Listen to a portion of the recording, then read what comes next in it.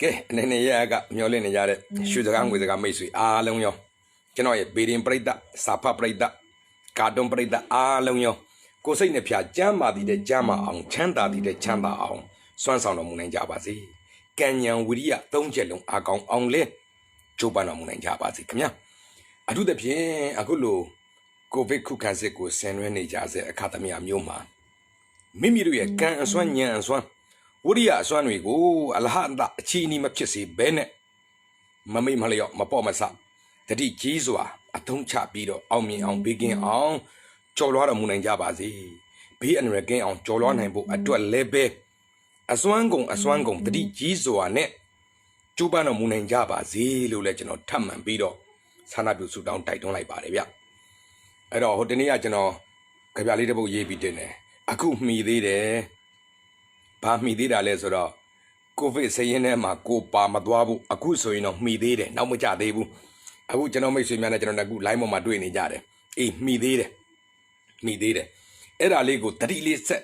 ထားလိုက်ပါထပ်ပြီးတော့ဂယုလေးစိုက်လိုက်ပါအဓိကတော့ဗျာအပြင်မှာစစ်ပွဲဖြစ်နေတာလည်းဆိုးပါတယ်ဟာလားအပြင်မှာပြစ်ကြခတ်ကြစစ်ပွဲဖြစ်လို့ဆိုရင်တော့ဒီ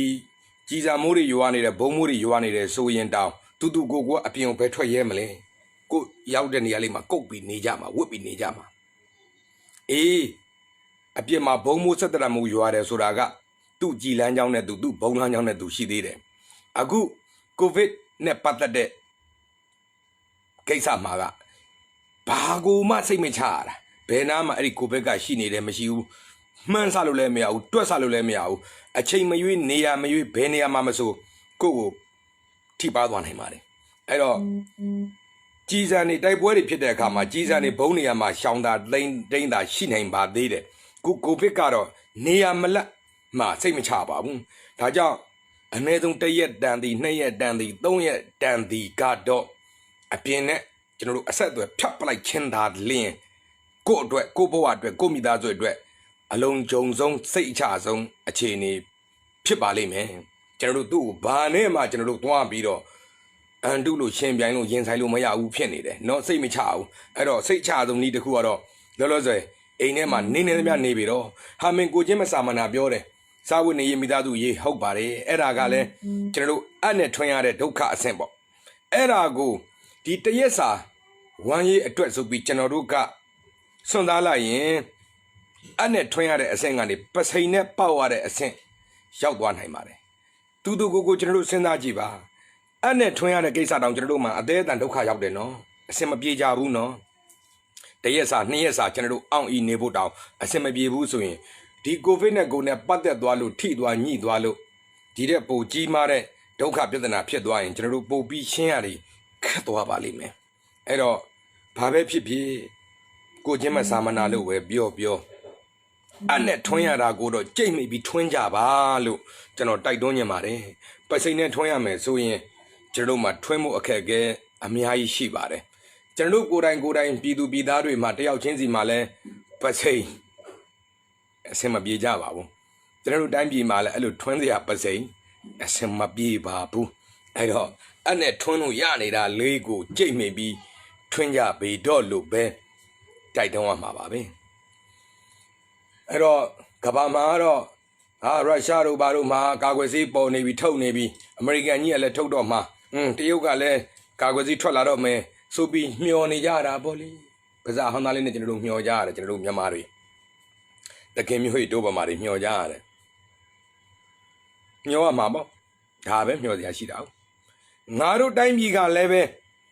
ဘလို့ကာကွယ်ဆေးဘလို့ကုသထိန်းချုပ်နိုင်တဲ့ဆေးမျိုးငါတို့စူးစမ်းနေပါပြီကွာထွက်တဲ့အစင်မဟုတ်သေးဘူးစူးစမ်းနေပါပြီဆိုတာလေးတောင်ကျွန်တော်တို့မှာကစိတ်မကူးနိုင်တဲ့ဘဝဆိုတော့တစ်ဖက်ကကြည့်တော့လဲဒါတော်ကိုအမျိုးကုံဇာတိကုံမရပေါ့နော်သိငယ်စရာပဲ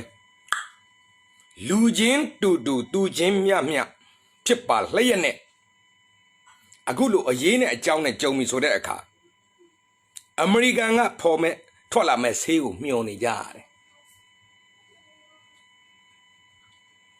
ကြိုက်တယ်ပြောမကြိုက်ဘူးပြောသဘောကျတယ်ပြောသဘောမကျဘူးပဲပြောပြ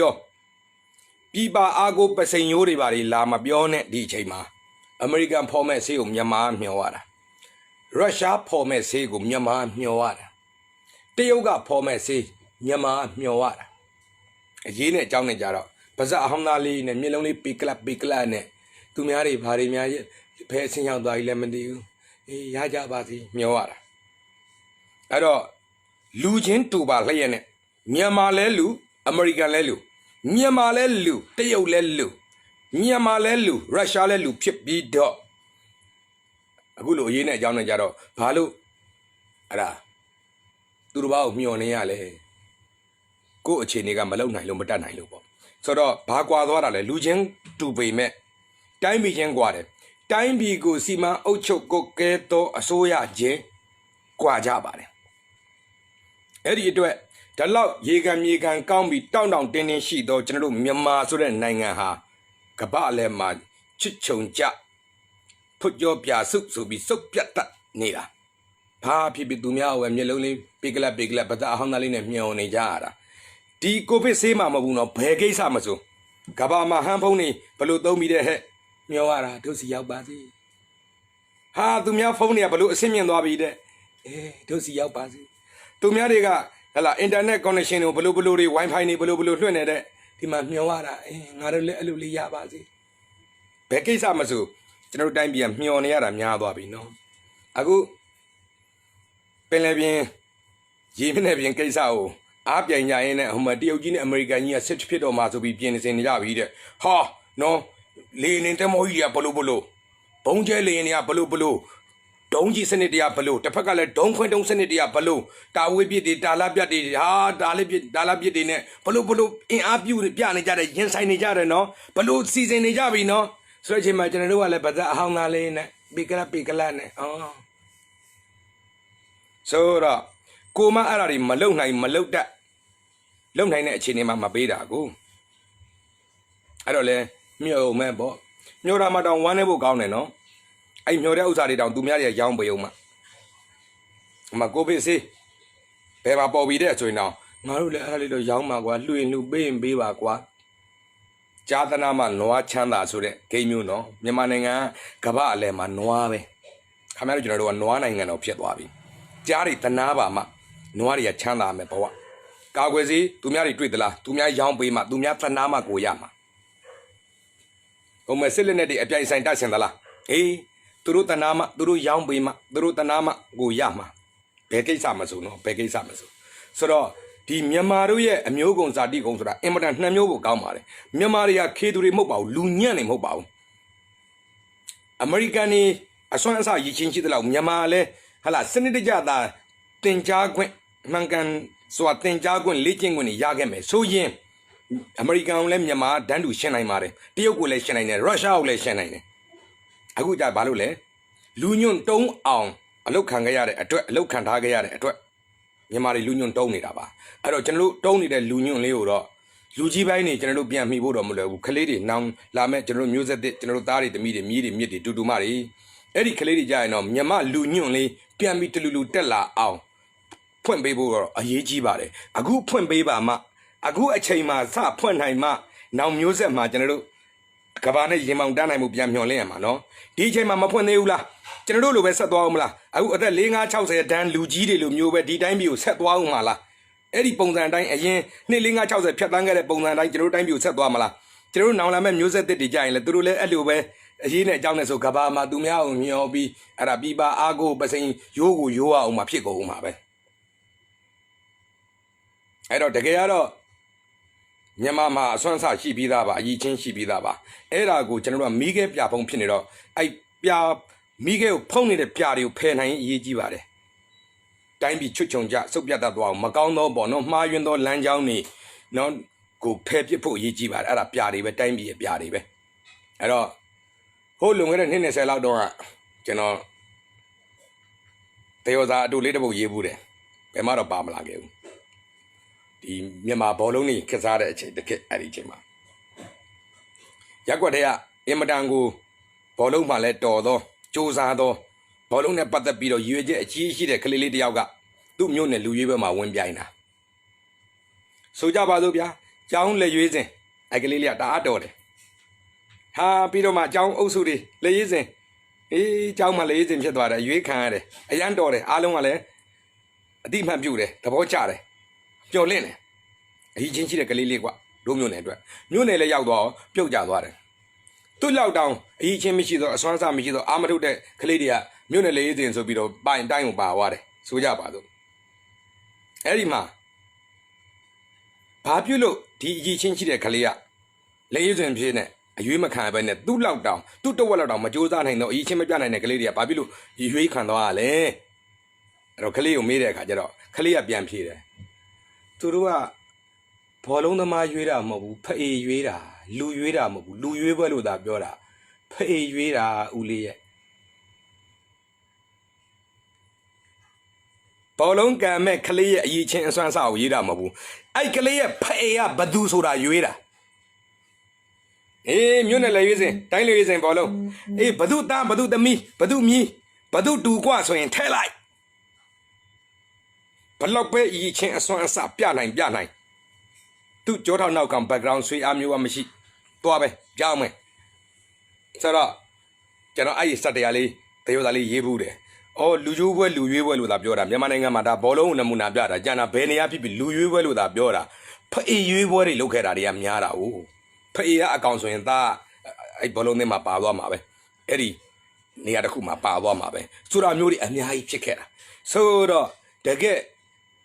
တော်တဲ့မီးခဲလေးတွေတောက်မဲ့မီးခဲလေးတွေဟာပြာနဲ့အဖုံးခံခဲ့ရတယ်ဒီအများကြီးပဲလူညွန့်တုံးခံခဲ့ကြတာဒီအများကြီးပါပဲတတိုင်းပြည်လုံးချိလိုက်တဲ့ခါကျတတိုင်းပြည်လုံးအညွန့်တုံးသွားတယ်တတိုင်းပြည်လုံးမီးခဲပြာဖုံးဖြစ်သွားတယ်အဲ့တော့အခုကိုဗစ်ကာကွယ်ဆေးသူများတွေကဘလို့စူးစမ်းနေကြပြီဆိုဗဒဟောင်းနဲ့မျောပေါ့ကိုမမလုံနိုင်တာသူများတွေကဟိုမှသူတို့တိုင်းပြည်ကာကွယ်ဖို့သူတို့အမျိုးကုံစာတိကုံကိုအထိပါမခံဖို့အတွက်စစ်လက်နဲ့ကြီးတွေဘလို့ပြနေကြတယ်လေနေတမောကြီးတွေနဲ့ဘုံကျဲလေကြီးတွေနဲ့ဒုံးကြီးစနစ်တွေနဲ့ဒုံးခွင်းတုံးတွေဘလုံးနေတဲ့အချိန်မှာကျွန်တော်တို့ကမျောပေါ့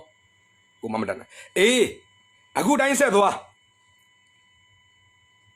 းတိုင်းပြည်ကိုကောင်းတဲ့လမ်းကြောင်းဘက်ကိုမတည်နိုင်မှုဆိုရင်တော့နောက်နှစ်3 4 50လဲဒီတိုင်းပဲသွားအောင်ပါခင်ဗျားတို့သားတွေသမီးတွေကျွန်တော်တို့သားတွေသမီးတွေမြေးတွေမြစ်တွေကြရင်လဲအဲ့ဒီတိုင်းပဲကဘာမှာဘာဖြစ်လို့ဆိုမျောကြအောင်ပါအဲ့တော့ဒီအချိန်မှာဘာပဲပြောလမ်းစာတော့ပွင့်နေပါတယ်ဒီအချိန်လေးကကျွန်တော်တို့တိုင်းပြည်အတွက်အဲ့လမ်းစာပွင့်တာကောင်းတဲ့လမ်းကြောင်းဘက်ကိုရအောင်လိုက်ကြအောင်ပါတိုင်းပြည်တိုးတက်မဲ့လမ်းကြောင်းကိုလိုက်ကြအောင်ပါတိုင်းပြည်စုပ်ပြတ်တတ်ပြီးတော့နော်ခြားလက်ပိုက်ရမ်းသွားစေအောင်မဲ့မတိုးတက်မဲ့တိမ်ငယ်ရမဲ့အမျိုးကုံဇာတိကုံတိမ်ငယ်စေရမဲ့လမ်းကြောင်းမျိုးရလိုက်ကြပါတော့ကဘာမှာမြန်မာဆိုတာကျွန်တော်လည်းပြောချင်တာပေါ့ခင်ဗျားလည်းပြောချင်တာပြောချင်ကျွန်တော်တို့ပြောနိုင်တဲ့လမ်းကြောင်းကိုလိုက်ကြအောင်လေအဲ့လိုတိမ်ငယ်စရာဖြစ်ခဲ့တဲ့လမ်းကြောင်းကိုတော့မလိုက်ကြနဲ့တော့လေရက်တန်းရက်ကြအောင်နောက်တောင်နောက်ကြနေပြီနော်အများကြီးနောက်ကြနေပြီတိုးတော့မိတဲ့နေရာနဲ့ကျွန်တော်တို့စလိုက်ကြအောင်နော်မိတဲ့နေရာစလိုက်ကြအောင်ဆိုတော့တိုင်းပြည်ကဘာနဲ့ရင်မောင်တန်းနိုင်မဲ့စီမံအုပ်ချုပ်မှုကွက်ကဲမှုနောက်အခြေခံကတော့ပညာရေးကျွန်တော်တို့အနာဂတ်မျိုးဆက်သက်တွေကိုသူတို့ကိုအဲ့ပညာဆိုတဲ့လက်နဲ့ဟလာပညာဆိုတဲ့လက်နဲ့ကဘာမှာတကယ်ဖြစ်တာပညာစစ်ပွဲဖြစ်တာနော်တကယ်ပညာစစ်ပွဲဖြစ်တာအဲ့တော့ကျွန်တော်တိုင်းပြည်မှာစကားတစ်ခွန်းရှိတယ်တတ်မတော်သားအမိတ်တတ်မတော်သားအဖဟုတ်တယ်မှန်တယ်ဘာတတ်မတော်ဖြစ်တယ်လဲဆိုတော့ပညာရေးတတ်မတော်တာလင်အမိပညာရေးတတ်မတော်သားလင်အဖဖြစ်တယ်ဘာလို့ကဘာမှာအပြိုင်ဆိုင်နေတာကစစ်လက်နဲ့ဆိုတာဒုတိယကိစ္စပညာချင်းပြိုင်တာဉာဏ်ချင်းပြိုင်တာမင်းတနက်ကအဲ့လိုလုပ်ရင်ငါတနက်ကတည်းကလုပ်မယ်မင်းလေမြန်အဲ့လိုလုပ်ရင်ငါလေမြန်တယ်လို့လုပ်မယ်ဆိုတော့တကယ်ကတနက်ချင်းပြိုင်တာမဟုတ်ဘူးလေမြန်ချင်းပြိုင်တာမဟုတ်ဘူးနော်နီးပညာချင်းပြိုင်တာနော်ဉာဏ်ချင်းပြိုင်တာနော်ပညာချင်းပြိုင်တာနော်ခဏကဘာမှာဖြစ်နေတဲ့စစ်ပွဲသည်ပညာစစ်ပွဲဖြစ်ပါတယ်တနက်တို့ဘုံတို့လင်းတင်းမောတို့လေဘုံကျဲလေနေဆိုတာကျွဲဝိကကိစ္စတွေဖြစ်ပါတယ်တကယ်ပြိုင်တာပညာချင်းပြိုင်နေတာတရုတ်နဲ့အမေရိကန်နဲ့ဘာလဲနဲ့ကြီးတွေဘလိုကြီးတွေပြိုင်နေတယ်အဲ့ဒါပညာချင်းပြိုင်နေတာမင်းအဲ့လောက်လောက်တိုင်ရင်မင်း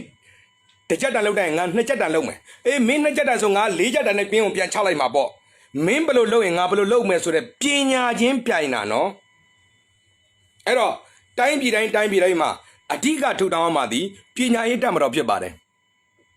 တိုင်းပြည်ကိုအဓိကကာကွယ်ဖို့တိုင်းပြည်ရဲ့ဂုဏ်ကိုမြင့်ဖို့အမျိုးကုံသာသနာကုံဘာသာကုံဝင့်ကျွမ်းနိုင်ဖို့အတွက်အဓိကတည်ဆောက်ရမယ့်လက်နဲ့ဒီပညာရေးလက်နဲ့ဖြစ်ပါတယ်အဲ့တော့ပညာရေးတက်ကိုကျွန်တော်တို့တိုင်းပြည်မှာလည်းအခိုင်အမာတည်ဆောက်အောင်ပါအဲ့ဒါသတိလက်လို့သတိမမှုကိုမမြင်မဖြစ်ကြပါစေနဲ့တိုင်းပြည်ရဲ့အဓိကအင်အားသည် ပညာရေးဖြစ်ပါတယ်အဲ့တော့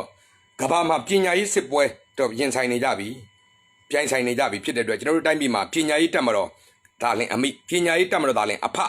အခြေအနေကိုကျွန်တော်တို့ရောက်အောင်သွားကြပါစို့ပညာသားလင်အမိပညာသားလင်အဖဆိုတဲ့အခြေအနေကိုရောက်အောင်သွားကြပါစို့နော်ဆရာကြီးဦးအောင်သိန်းလည်းအဲ့ဒါပြောခဲ့တယ်ပညာသားလင်အမိပညာသားလင်အဖတဲ့တိုင်းပြည်တစ်ခုလုံးအမျိုးဘာသာသာသနာစီးပွားရေးပညာရေးကျန်းမာရေးအားလုံးကိုမြင့်တင်ပေးမှသည်အဓိကအခြေခံပညာရေးဖြစ်ပါတယ်အဲ့တော့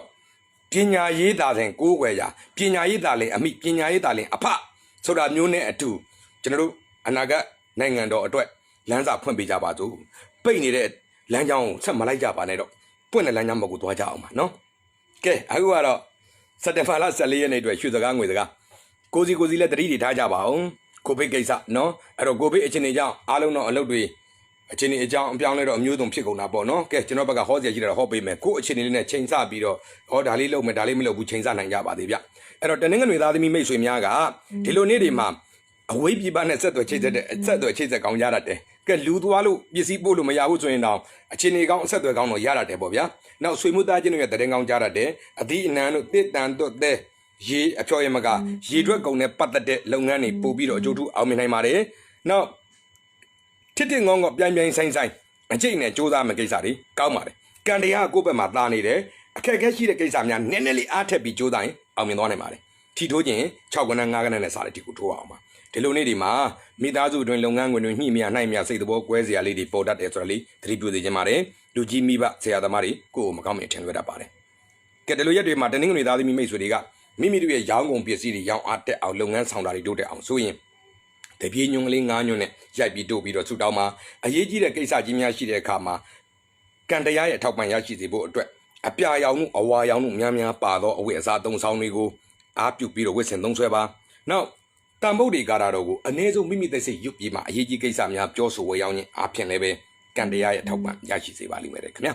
အဲ့ဒါတနင်္ဂနွေသားသမီးမိတ်ဆွေများအတွက်ဖြစ်ပါတယ်ကဲဆက်လက်ပြီးတော့တနင်္လာသားသမီးမိတ်ဆွေများအလက်ဒီလိုနေ့တွေမှာကိုအလုပ်နဲ့ပတ်သက်တဲ့နာမည်ဂုဏ်သတင်းတိုးတတ်တယ်ဝန်ထမ်းတို့ဆိုရင်တော့ယာရုတိုးသလိုမျိုးလာစာတိုးသလိုမျိုးအခွင့်အရေးကောင်းပေါ့နော်ထူးချွန်မှုဆိုတာမျိုးလာကြုံတတ်တယ်အဲ့တော့ကိုယ်ပိုင်လုပ်ငန်းသမားများလည်းကိုယ့်လုပ်ငန်းကိုအရှိန်ရတယ်လို့မြင့်နေပါတယ်ကိုဘက်ကတော့ကိုဘက်တစ်ပိုင်းပေါ့နော်အဲ့တော့ငွေကံကောင်းမယ်တာမူကြီးပစ္စည်းတွေဝယ်မယ်ရောင်းမယ်အစီအစဉ်ကောင်းတယ်ကုန်ပစ္စည်းတွေတိုးလောင်မှာတို့အဖို့တန်ပစ္စည်းဝယ်ယူစုဆောင်းတာတို့ကောင်းတယ်ကားတို့ကြောက်တို့ကွန်ပျူတာတို့ကင်မရာတို့ကြက်ငါကြံကွန်အဲ့ဒါမျိုးတွေပို့ပြီးအကျိုးထူနိုင်ပါတယ်နောက်ကိုချစ်သူကြီးစားရဲ့ဝမ်းသာစရာတရင်ကောင်းကြားတတ်တယ်ကိုကနေဆွေမျိုးမိတ်ဆွေတွေကိုကူညီထောက်ပံ့ပေးကမ်းလှူဒန်းမဲ့အစီအစဉ်လဲအောင်မြင်နိုင်ပါတယ်ခင်ဗျထီဝါဒနာပါရင်နှစ်ကနန်း9ကနန်းနဲ့စားတဲ့ဖြစ်ကိုထိုးအောင်ပါဒီလိုနေ့တွေမှာအထက်လူကြီးကတမျိုးအောက်လွင်ငယ်သားတဖုံဆိုပြီးကလန်ကြားညက်တတ်တဲ့မိသားစုမှာဖြစ်ဖြစ်လုပ်ငန်းခွင်မှာဖြစ်ဖြစ်နော်နောက်ရေရင်းရေကန်ရေပိုက်ကိစ္စလမ်းကိစ္စစိတ်ချဝရတဲ့ဖုန်းကိစ္စအမွေကိစ္စမြေကိစ္စများစိတ်ချဝရပါတယ်ကဲဒီလိုနေ့တွေမှာတင်းလာသားသမီးမိတ်ဆွေတွေကမိမိတို့ရဲ့ရောင်းကုန်ပစ္စည်းတွေရောင်းအားတက်အောင်လုပ်ငန်းဆောင်တာတွေတိုးတက်အောင်ဆိုရင်ခန်းကောင်ညွန့်ကလေး2ညွန့်နဲ့ခန်းကောင်ညွန့်2ညွန့်နဲ့ရိုက်ပြီးတို့ပြီးတော့ဆူတောင်းမှာအရေးကြီးတဲ့ကိစ္စကြီးများရှိတဲ့အခါမှာကံတရားရဲ့အပံ့မိုးရရှိစေဖို့အတွက်အဖြူရောင်တို့အစိမ်းရောင်တို့များပါတော့အဝတ်အစားသုံးဆောင်တွေကိုအားပြုပြီးတော့ဝတ်ဆင်သုံးဆွဲပါနောက်မြတ်စွာဘုရားရဲ့ဂုဏ်တော်9ပါးကိုအနည်းဆုံးမိမိသက်စိတ်ရွတ်ပြီးမှအရေးကြီးကိစ္စများပြောဆိုဝေရောက်ခြင်းအပြင်လည်းပဲကံတရားရဲ့အထောက်ပံ့ရရှိစေပါလိမ့်မယ်ခင်ဗျာအဲ့ဒါတနင်္လာသားသမီးမိတ်ဆွေများအတွက်ဖြစ်ပါတယ်ဆက်လက်ပြီးတော့အင်္ဂါသားသမီးမိတ်ဆွေများလည်းရောက်လို့လာပါပြီဒီလိုနေ့ဒီမှာကစိတ်တိုးစရာစိတ်မောစရာတွေများတတ်တယ်ဘာမဟုတ်တဲ့ပြဿနာလေးတွေနဲ့ကြီးကုန်တတ်တယ်ကိုကဒေါသထွက်ပေါက်ကွဲလွယ်တာတွေပြဿနာသေးသေးကနေကြီးကုန်တတ်တာတွေတတိပြုပါဘာမှမဖြစ်စလောက်နဲ့အလုတ်ကနေထွက်တယ်ကွာအိမ်မောကနေဆင်းသွားတယ်လူများချင်းကွာတယ်တမီးစားချင်းပြတ်တယ်ကွာလို့ဆိုတာဒီလိုကိန်းမျိုးမှလာပြီးကြုံရတတ်တယ်ဆိုတာလေးတတိပြုစေချင်ပါတယ်အထူးသဖြင့်ငွေကြေးကိစ္စဆွေမျိုးသားချင်းတွေနဲ့ပတ်သက်တဲ့ကိစ္စခရီးသွားလာရေးတဲ့ပို့ဆောင်ရေးကိစ္စအချစ်ရေးကိစ္စအလူပွဲမင်္ဂလာပွဲစီစဉ်တဲ့ကိစ္စတွေဆန္ဒမစောသင့်ပါဘူးဘာတွေကောင်းမလဲဆိုရင်တော့အထယ်တို့ထီးတို့ဖနက်တို့လျှက်စစ်ပစ္စည်းဓာတ်စီဒီဇယ်တတ်တတ်ထုနှံနွားအဲ့လိုလုပ်ငန်းတွေအကျိုးပေးတတ်တယ်ဌာနဆိုင်ရာတို့နိုင်ငံခြားတို့နဲ့ဆက်သွယ်ချိတ်ဆက်လုပ်ကိုင်မဲ့လုပ်ငန်းများအကျိုးထူနိုင်ပါတယ်ထီဝါဒနာပါရင်ခွန်ကနန်းလေးကနန်းနဲ့စားတဲ့ဒီကိုထိုးအောင်ပါအထူးသဖြင့်မိမိစီကိုဖျားပုံတော်တို့တရားကွေတို့တရားစာအုပ်တို့လက်ဆောင်သဘောမျိုးဝင်လာကြွလာရင်အိမ်မက်ထဲမှာဖျားတွေပါထူဖူးရတာမျိုးဖြစ်ခဲ့ရင်ထီထိုးပါဗျကဲဒီလိုရက်တွေမှာအင်္ဂါသားသမီးမိတ်ဆွေတွေကမိမိတို့ရဲ့ရောင်းကုန်ပစ္စည်းတွေရောင်းအားတက်အောင်လုပ်ငန်းဆောင်တာတွေတိုးတက်အောင်ဆိုရင် ဓာမီအားကောင်းကောင်းနဲ့ထိုးပြီးတော့ဆူတောင်းပါဓာမီအားကောင်းကောင်းနဲ့ရောင်းမဲ့ပစ္စည်းလုပ်ငန်းသုံးပစ္စည်းတွေကိုထိုးပြီးဆူတောင်းအရေးကြီးတဲ့ကိစ္စကြီးများရှိတဲ့အခါမှာကံတရားရဲ့အပမိုးရရှိစေဖို့အတွက်အနဲ့ရောင်အစိမ်းရောင်တို့များများပါတော့အဝတ်အစားသုံးဆောင်တွေကိုအားပြုပြီးတော့ဝတ်ဆင်သုံးဆွဲပါနောက်ဗုဒ္ဓဂုံတော်ကိုအနည်းဆုံးမိမိသက်စိတ်ရွတ်ပြီးမှအရေးကြီးကိစ္စများပြောဆိုဝယ်ရောက်ခြင်းအပြင်လည်းပဲကံတရားရဲ့အထောက်ပံ့ရရှိနိုင်ကြပါစေခင်ဗျာကဲဆက်လက်ပြီးတော့ဗုဒ္ဓဦးသားသမီးရာဦးသားသမီးမိတ်ဆွေများအလက်ရောက်လို့လာပါပြီကဲကိုဗစ်ကိုလည်းတတိထားကြပါပြင်နော်ဂယုတစိုက်တတိလေးထမ်းကြပါလို့ကျွန်တော်ထပ်ပြီးတော့တတိပြုပေးပါရစေခင်ဗျအဲ့တော့ကဘာမှာတော့သူများတွေတိုင်းပြည်တွေမှာကာကွယ်ဆေးတွေကုသဆေးတွေအပြိုင်ဆိုင်နေညမအားနိုင်နေအမျှကြိုးစားနေကြပြီပြောတယ်မြန်ပေါ်ကြပါစေပေါ်ပြီးတော့ဒုတိုင်းပြည်လည်းရပါစေလို့လဲမျှော်ရတာပေါ့ဗျာအခုကတော့အဲ့လိုမျှော်ရတဲ့ဘဝပေါ့ဒါပေမဲ့နောက်တစ်ချိန်မှာကဘာမှာဘာအရေးကြောင့်မဲ့ကြုံကျွန်တော်တို့မြန်မာတွေကနေသူများတကာကိုပျော်နေရသောနေနေရသောအောက်ချုပ်ခံရသောဘဝကလည်းလွတ်မြောက်ကြပါစေလွတ်မြောက်အောင်လဲကိုစီအခုရောက်တဲ့အခြေအနေကနေပြီးတော့အကောင်းဆုံးကြိုးစားနိုင်ကြပါစေလို့လဲထပ်မံပြီးတော့တိုက်တွန်းပါရစေဗျာနော်ကဲအဲ့တော့ဗုဒ္ဓသားသမီးရာဟုသားသမီးတွေကဒီလိုနေ့တွေမှာမတင်မကြမရေမရဖြစ်နေတဲ့ကိစ္စတွေကိုပြတ်သားပိုင်နေဆုံးဖြတ်တင်ပါတယ်အိမ်အဟောင်းနဲ့တဲ့လုပ်ငန်းအဟောင်းနဲ့တဲ့အစီအစဉ်အဟောင်းနဲ့တဲ့ဆိုလို့ရှိရင်နှစ်မျိုးရှင်လာခဲ့အသစ်ဘက်ကိုဦးစားပေးဆုံးဖြတ်ပါနေအိမ်ရုံးခန်းအလုပ်ခန်းအဆောက်အဦကိစ္စအိမ်အဝယ်အယောင်းအပြောင်းအရွှေ့အမွန်အမှန်စသဖြင့်အိမ်ဆောက်ပစ္စည်းတို့ဆောက်လုပ်ရေးတို့အိုးအိမ်နေရာထိုင်ခင်းအလုပ်ခန်းရုံးခန်းနဲ့ပတ်သက်တဲ့ကိစ္စတွေအပြောင်းအရွှေ့အပြင်အဆင်အမွန်မှန်ကိစ္စတွေဦးစားပေးတင်ပါတယ်အဖွဲ့အစည်းနဲ့ပတ်သက်တဲ့ကိစ္စများဦးစားပေးတင်ပါတယ်ထီဝါဒနာပါရင်တစ်ကနန်းသုံးကနန်းနဲ့စတဲ့အထိကိုထိုးအောင်ပါဒီလိုနေ့တွေမှာ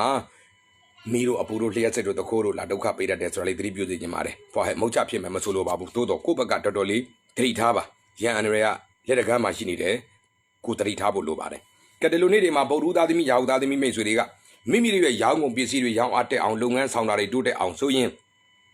အုံညုံကလေး၃ညွန့်နဲ့ရိုက်ပြီးတို့ပြီးတော့ဆူတောင်းမှာအရေးကြီးတဲ့ကိစ္စကြီးများရှိတဲ့အခါမှာကံတရားရဲ့အပမိုးရရှိစေဖို့အတွက်အနီရောင်တို့အညိုရောင်တို့ကြက်သွေးရောင်တို့များများပါသောအဝတ်အစားသုံးဆောင်တွေကိုအားပြုပြီးတော့ဝတ်ဆင်သုံးဆွဲပါနောက်အရဟံတိတ်တီဆိုပြီးတော့အ ਨੇ ဆုံးမိမိသက်စိတ်ရွတ်ပြီးမှအရေးကြီးကိစ္စများပြောဆိုဝေရောက်ခြင်းအပြင်လည်းပဲကံတရားရဲ့အထောက်ပံ့ရရှိစေပါလိမ့်မယ်တဲ့ခင်ဗျာဆက်လက်ပြီးတော့ကြာသာပရိသတ်သမီးမိတ်ဆွေများလည်းရောက်လို့လာပါပြီဒီလိုနေ့တွေမှာကအစားအသောက်မုံပဲတီးစားတော့ကုန်နဲ့ပတ်သက်တဲ့လုပ်ငန်းများအထူးပြုစူးစမ်းတင်ပါတယ်ဆန်တို့စီတို့ဆေးတို့စားတို့စက်မှုစိုက်ပျိုးစိမ်းစာအုပ်စာတန်းဆေးဝါးကျန်းမာရေးကုသရေးဆိုင်ရာလုပ်ငန်းမျိုးတွေစတူတွဲပြီးလုပ်မဲ့ကိစ္စတွေစာချုပ်စာတမ်းစင်းစရာကိစ္စတွေကောင်းပါတယ်ထီဝါဒနာပါရင်သုံးကနန်းတစ်ကနန်းနဲ့စတဲ့ဒီကိုထိုးအောင်ပါဒီလိုနေ့တွေမှာငွေတွေပစ္စည်းတွေမတင်မကြမရေမရတို့အလေလွင့်အဆုံးအရှုံးအပြောက်ရှများတယ်ဆိုတာလေးတော့သတိပြုသိကြပါတယ်ဟာအပေါင်နာချင်းကားကိစ္စတွေမှာလည်းပေးလိုက်ပြီးလေးမပေးရသေးဘူးယူသွားတယ်မယူရသေးဘူးဆိုတာမျိုးတွေရှုပ်ထွေးတတ်တယ်ဒုက္ခကြီးမားမဟုတ်ပေမဲ့စိတ်အနှောက်အယှက်ဖြစ်စရာစိတ်တက်ကြစိတ်ရှုပ်ထွေးစရာလေးတွေများတတ်တယ်စိတ်ဓာတ်တွေကြစိတ်အားတွေငယ်ပြီးကျမ်းမာရေးညာတို့ဖြစ်တတ်တယ်ဆိုတာလေးလည်းသတိပြုသိကြပါတယ်ဗျအဲ့တော့ဒီလိုနေ့တွေမှာကြာသာပရိသတ်သမီးမိတ်ဆွေတွေကမိမိတို့ရဲ့ရောင်းကုန်ပစ္စည်းတွေရောင်းအားတက်အောင်လုပ်ငန်းဆောင်တာတွေတိုးတက်အောင်ဆိုရင်အနီအောင်စောက်လေးတအုပ်နဲ့ရိုက်ပြီးတော့ရက်ခတ်ပြီးတော့ဆူတောင်းမှာအရေးကြီးတဲ့ကိစ္စကြီးများရှိတဲ့အခါမှာကံတရားရဲ့အပမိုးရရှိစေဖို့အတွက်အနီရောင်တို့အညိုရောင်တို့ကြက်သွေးရောင်တို့များများပါသောအဝတ်အစားသုံးဆောင်တွေကိုအားပြုပြီးတော့ဝတ်ဆင်သုံးဆွဲပါနောက်အရဟံဂုဏ်တော်ကိုအနည်းဆုံးမိမိသက်စေရွတ်ပြီးမှအရေးကြီးကိစ္စများပြောဆိုဝေရောက်ခြင်းအပြင်လည်းပဲကံတရားရဲ့ထောက်ပံ့ရရှိစေပါလိမ့်မယ်တဲ့ခင်ဗျာအဲ့ဒါကြာသာပရိသတ်သမီးမိတ်ဆွေများအတွက်ဖြစ်ပါတယ်ဗျာကဲဆက်လက်ပြီးတော့တောက်ကြာသားသမီးမိတ်ဆွေများလည်းရောက်လာပါပြီတောက်ကြာသားသမီးမိတ်ဆွေများဒီလိုနေ့ဒီမှာကငွေကံပစ္စည်းကံအလုံးကောင်းပါတယ်အထူးသဖြင့်မရတော့အောင်မေးတဲ့ငွေဒီပစ္စည်းတွေပြန်ရလာတတ်တယ်ကွဲကွာနေတဲ့ဆွေမျိုးမိတ်ဆွေလှုပ်ဖို့ကံမဲ့တွေနဲ့ပြန်လဲဆုံစည်းရတတ်တယ်အကြောင်းကြောင့်ထင်းငေါ့ခက်ခဲကြံ့ကြာနေတဲ့ကိစ္စတွေရွေချက်တွေပြန်စူးစမ်းတင်ပါတယ်ကောင်းသောအဟောင်းတွေပြန်ပေါ်တတ်တယ်လို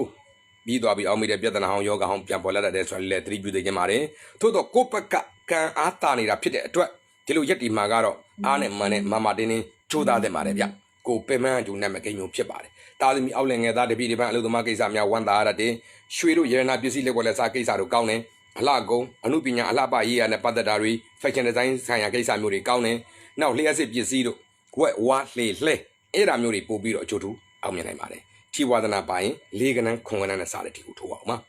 ဒီလိုရက်တွေမှာ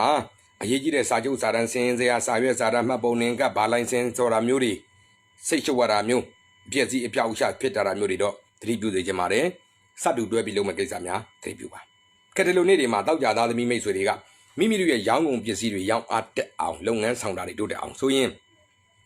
အစိမ်းရောင်ရက်တောင်လေးတစ်ချောင်းနဲ့ရက်ခတ်ပြီးတော့ရိုက်ပြီးတော့ဆူတောင်းမှာအရေးကြီးတဲ့ကိစ္စကြီးများရှိတဲ့အခါမှာကံတရားရဲ့အပမိုးရရှိစေဖို့အတွက်အစိမ်းရောင်တို့အနှစ်ရောင်တို့များများပါသောအဝတ်အစားသုံးဆောင်တွေကိုအားပြုပြီးတော့ဝတ်ဆင်သုံးဆွဲပါ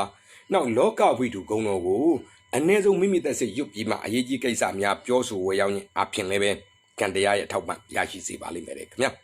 အဲ့ဒါတောက်ကြသားသမီးမိတ်ဆွေများတွေဖြစ်ပါတယ်ကဲဆက်လက်ပြီးတော့စနေသားသမီးမိတ်ဆွေများဒီလိုနေ့ဒီမှာပညာရေးကံဘာသာရေးကံအလွန်ကောင်းပါတယ်ဘာသာရေးနဲ့ပတ်သက်ပြီးထူးထူးခြားခြားကြည်နူးချမ်းမြေ့စရာတွေအောင်မြင်မှုတွေရည်ရွယ်ချက်အောင်မြင်တာတွေကြုံရတတ်တယ်ဘာသာရေးကိစ္စများကိုထိတိရောက်စူးစမ်းတဲ့မှာအာယုံစုလိုက်ပြီးတော့ပညာရေးနဲ့ပတ်သက်ပြီးတော့ဝမ်းသာစရာအခြေအနေကောင်းအခွင့်အလမ်းကောင်းလမ်းစာကောင်းတွေပေါ်တတ်တယ်မထင်မှတ်တဲ့မိတ်ဆွေဆရာသမားကြီးကဲသူတွေစီကအကူအညီကောင်းအကြံဉာဏ်ကောင်းပညာကောင်းတွေရတတ်တယ်မြေကိစ္စဖုံးကိစ္စအမွေမြေကိစ္စအမွေကိစ္စပြိဘောကပဲပြောင်းပန်းပရိန်ပကြီးဘပုစသဖြင့်ကြာသာရင်းနဲ့အလုပ်တွေပို့ပြီးတော့အကျိုးထူးအောင်မြင်နိုင်ပါတယ်ပညာနဲ့ပတ်သက်တဲ့လုပ်ငန်းများပို့ပြီးတော့အားပြုသင့်ပါတယ်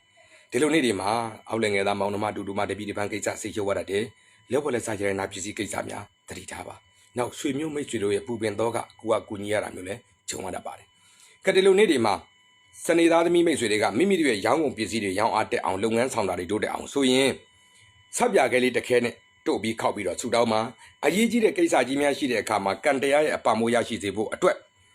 အဝါရောင်တို့လိမ္မော်ရောင်တို့အဖြူရောင်တို့များများပါသောအဝတ်စားသုံးဆောင်တွေကိုအားပြုပြီးတော့ဝတ်ဆင်သုံးဆွဲပါနောက်ဆရာတော်တန်ဃာတော်မိဘဆရာကြီးကဲသူတို့ကိုဆေးဝါးလှူဒန်းခြင်းအားဖြင့်လည်းပဲကံတရားရဲ့ထောက်ပံ့ရရှိစေပါလိမ့်မယ်ခင်ဗျာကဲမိတ်ဆွေအပေါင်းလည်းပဲကိုဗစ်စပွဲမှာဘေးမတိရမခအောင်မြင်ပေးကင်းစွာကြော်လွှားတော်မူနိုင်ကြပါသည်ကြော်လွှားနိုင်မှုတို့လည်းကိုစီအစွမ်းကုန်ကြိုးပမ်းတော်မူနိုင်ကြပါသည်ကဲပြန်ဆောင်ကြပါဦးမယ်နော်